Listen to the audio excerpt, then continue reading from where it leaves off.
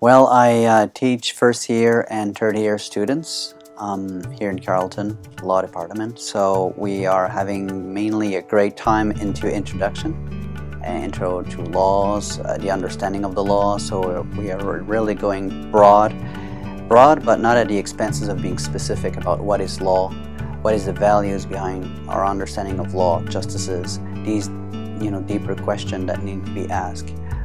So that is for the introduction to law that I'm dealing with in terms of students. My other class is about Aboriginal law. So now we're dealing about issues that are specific to the Aboriginal peoples of Canada, and we're seeing how law affects basically their lives in terms of treaty, the relationship with Canada as a society or the Canadian society as a whole.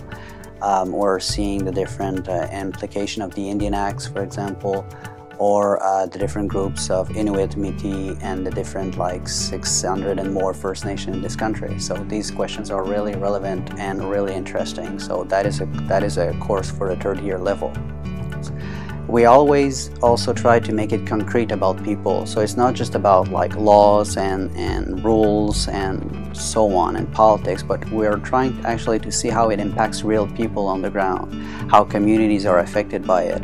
So we are using a diversity of materials in terms of if we can have speaker that comes to our classes, elders if that is possible, people that know from the ground up what's happening in terms of law community debates that they have among themselves, including the multimedia expression, for example. So we're trying to put flesh around the bone of the juridical structures to see how it really impacts people on the ground, and not just theoretically in our heads or the relationships of power, so to speak, but how it modulates people's life in concrete terms, so to speak. Also, emotional engagement, because this is not just about being in school, it's really about reflecting about the future and the possibility for students to drive themselves in what is already their society, so much more than mine, actually. Well, I will definitely say that it's multidisciplinarity. The possibility for students to engage with legal material or legal studies from the get-go.